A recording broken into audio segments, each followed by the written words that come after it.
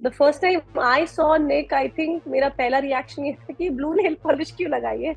और हम्म। जेडन को निक को मिलवाना मेरे लिए एक बहुत ही, मतलब अभी नहीं, अभी नहीं, बाद में, अभी रुक जाओ, अभी रुक जाओ, बाद में, अभी नहीं। इट वाज, जितना प्रोलॉन्ग हो, जितना मैं श्योर हो पाऊँ, जितना मैं श्योर हो पाऊँ, बट इवेंचुअली मुझे रियलाइज हुआ कि यार ये तो कभी एंड नहीं है।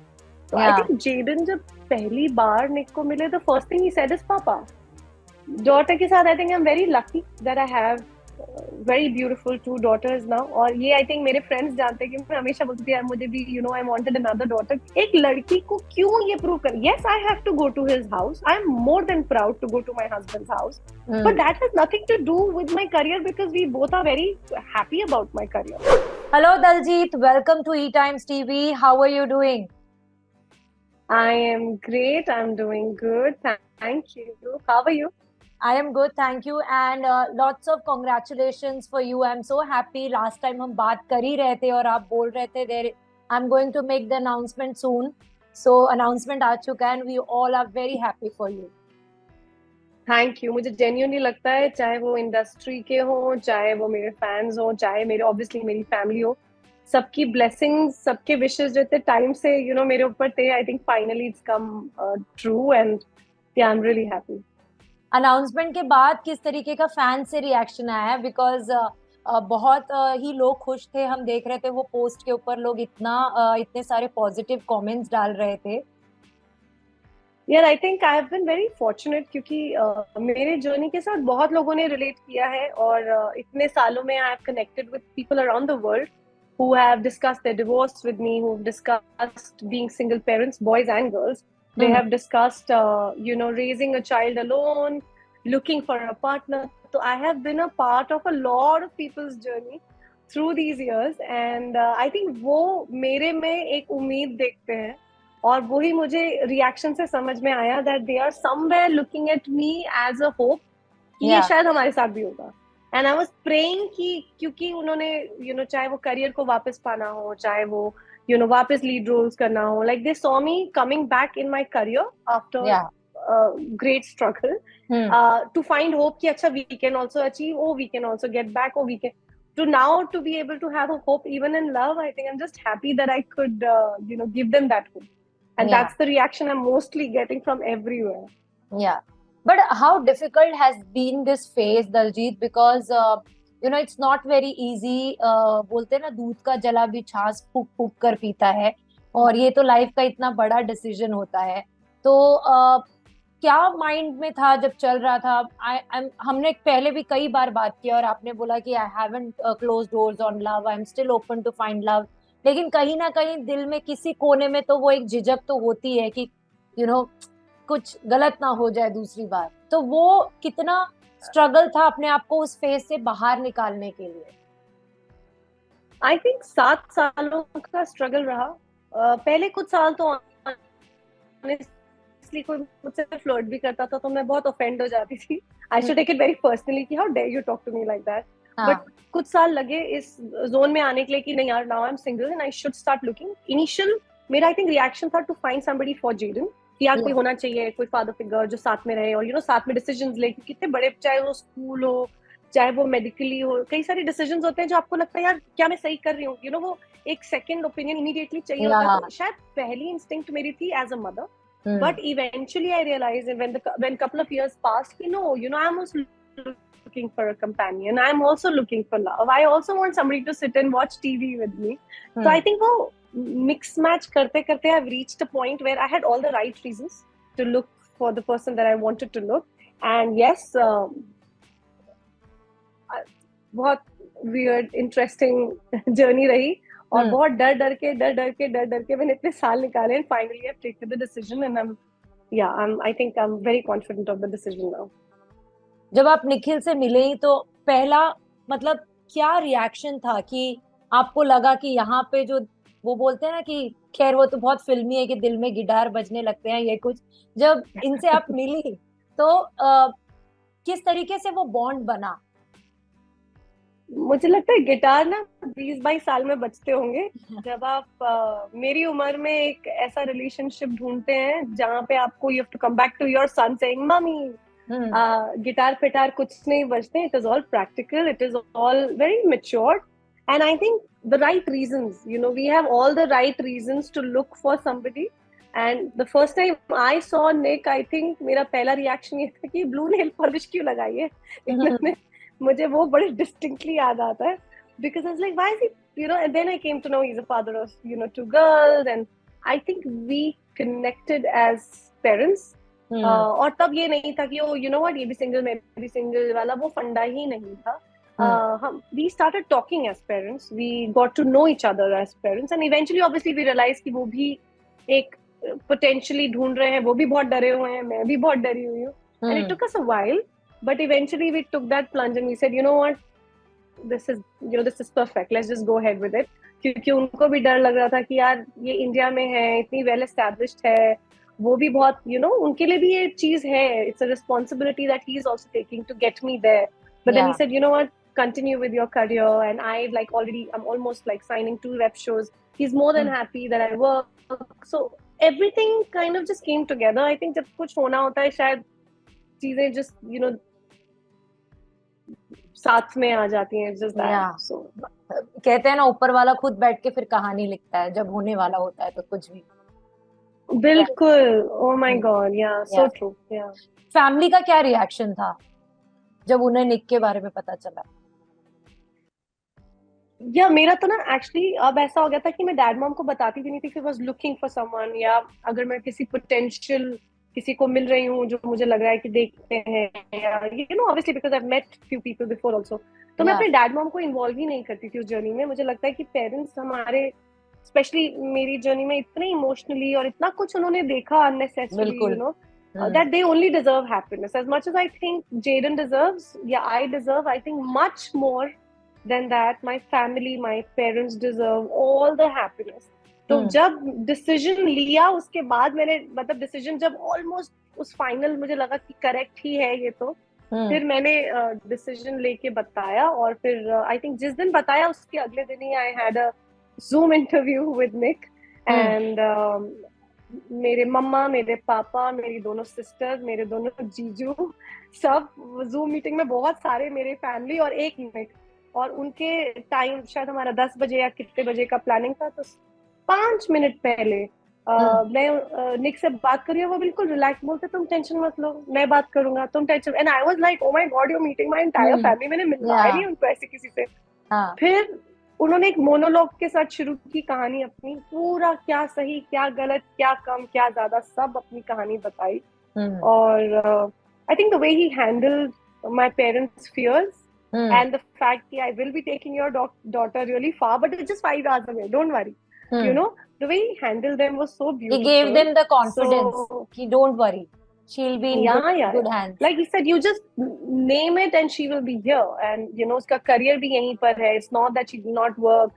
Like he just made them believe that wo aap hi ke paas hai, aap tension mat lo, you know, which I think ek maturity mein main expect karti hu. और and also everything that he should have said, he said it that day. And I think उनका monologue कम से कम 20-25 minute चला होगा, where he was speaking alone. फिर मेरी sister, मुझे याद है जूम कॉल के बाद she was like, यार मैंने ये सोचा था बोलूंगी, ये पूछूंगी, कुछ नहीं पूछ पाई क्योंकि he answered everything. So yeah, he's quite confident like that. उनके एक आंसर में ही सारे सवालों का जवाब दे दिया होगा उन्होंने. I think, you know, parents को क्या चाहिए यार, वो क्या तो क्रूसीफाई करेंगे, और किसी के भी पेरेंट्स, you know, एक रिलेशनशिप में आई थिंक एक इंटेंशन होना चाहिए टू मेक इट वर्क. और फिर चीजें अलाइन हो जाती हैं. वो इंटेंशन मुझे लगता है निक में मुझे दिखा, उन्हें मुझ में दिखा, and that is what kind of got us together.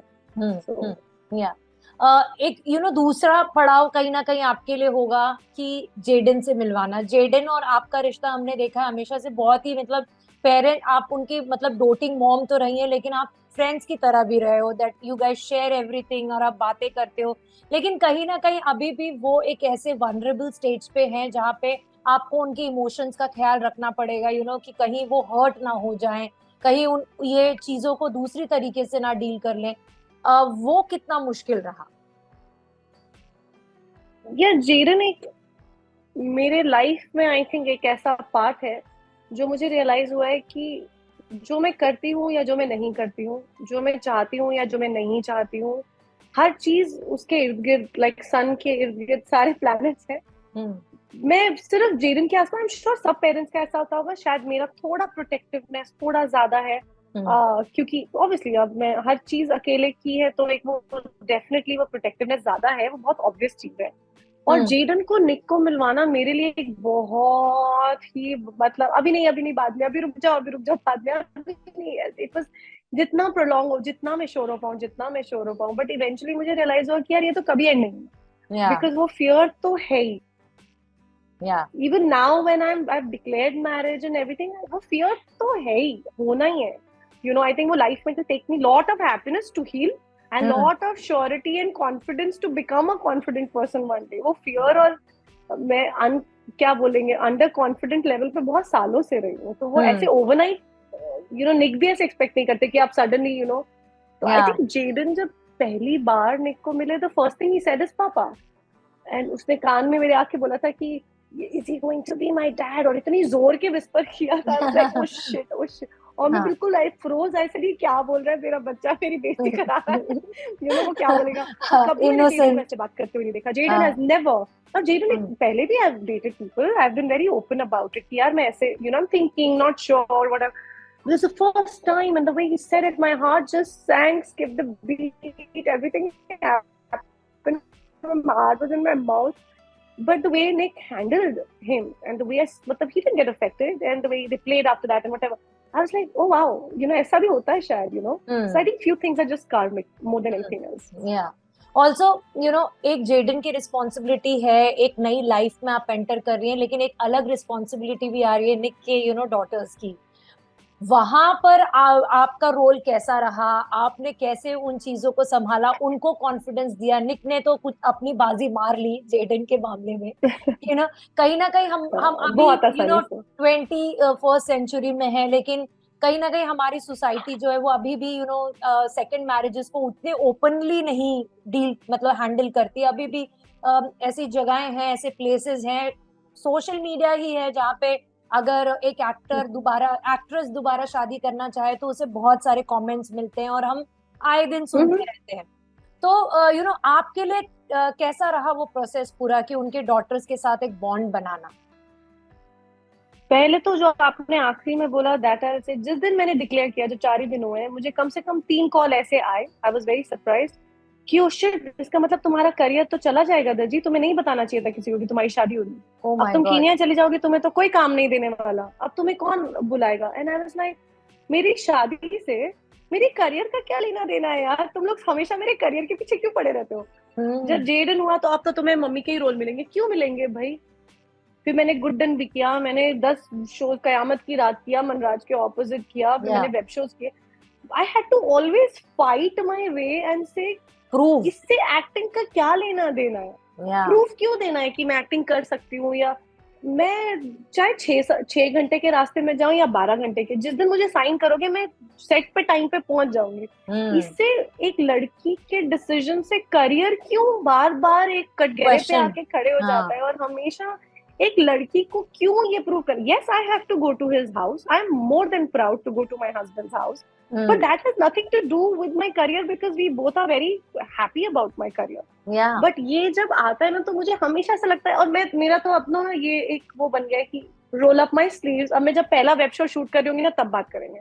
But ये प्रूफ क्यों करना पड़े, मतलब आप मुझे कांग्रेचुलेट करो, लेकिन आप ये मत बोलो कि अब तो करियर खत्म हो गया।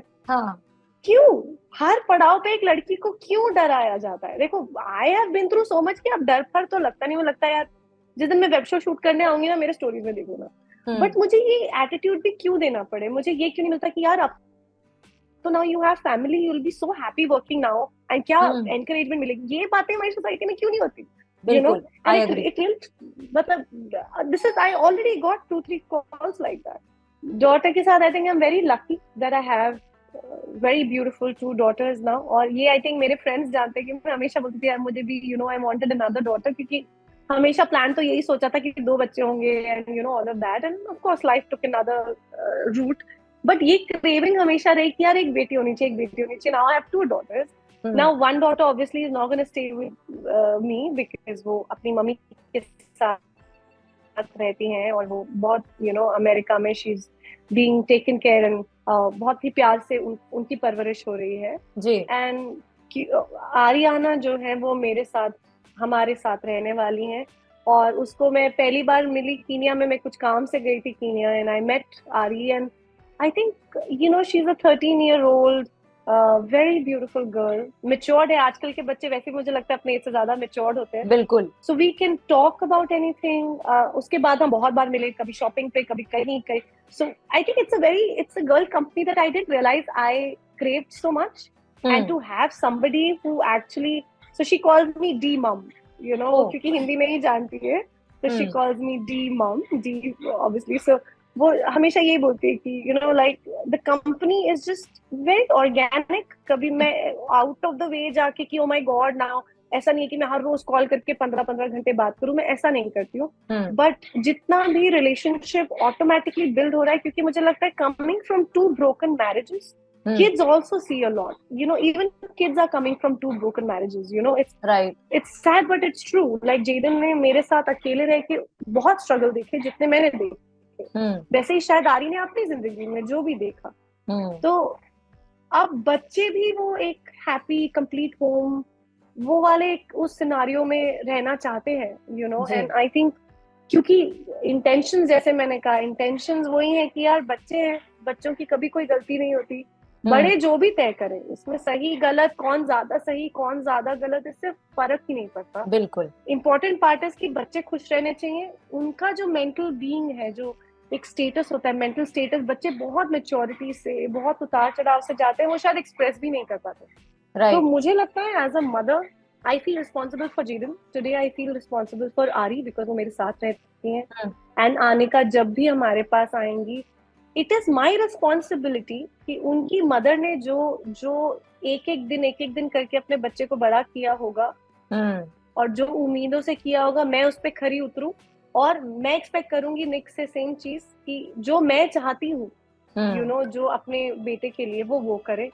तो it's a very organic thing. पता ये ना, बहुत ज्यादा थॉट ऑफ और कैलकुलेटेड रिश्ते हैं नहीं। जैसा मैंने कहा, वो 20-25 साल के रिश्ते बहुत अलग होते हैं, और 2 पेरेंट्स के फियर्स बहुत बहुत ज्यादा है। बट वो फियर है कहीं ना कहीं कि जेडन के लिए भी पूरा एक एटमॉस्फेयर चेंज होने वाला है, and you guys will be moving, वो पता नहीं। आई एम एक्साइटेड, बिल्कुल भी नहीं। मुझे लगता है बच्चे ना, बिल्कुल भी नहीं, मुझे लगता है बच्चे इतने रेजिलियंट होते हैं, इतने अमेजिंगली अडेप्ट कर पाते हैं। Jayden is very excited. Jayden को the fact that he is going to a new school, अब वो स्कूल बहुत ही अच्छा स्कूल है जहाँ पे निक ऑलरेडी एडमिशन ले चुके हैं। वहाँ पे मिक्स्ड कल्चर है, वहाँ पे बच्चे ऑल ओवर द वर्ल्ड से बच्चे हैं, तो जेडन को एक्सपोजर मिलेगा, जेडन ट्रैवल करेगा। क्योंकि मैं सिंगल पेरेंट थी, तो सिर्फ काम घर, तो जेडन को ना मैं वो एक्सपोजर दे पाई, ना मैं उसको ज्यादा वो दुनिया दिखा पाई। अब बिकॉज मैं भी रिलैक्स्ड होंगी, तो मैं भी शायद उतना कंट्रीब्यूट कर पाऊँ फिजिकली, मेंटली। तो जेडन के लिए it is like, Jaden is excited. ये दोनों हमेशा, जेडन के रूम की प्लानिंग चल रही है, वहां पे घर ले चुके हैं, तो प्लानिंग चल रही है कि कौन सा वाला बेडशीट होगा, उसके कलर्स अप्रूव हो रहे हैं जेडन से। सो जेडन इज वेरी एक्साइटेड। बिल्कुल उल्टा है ना, हम लोग पेरेंट्स बनने के बाद मिले, तो अभी हमारा रोमांस शुरू हो रहा है। So we are good to go.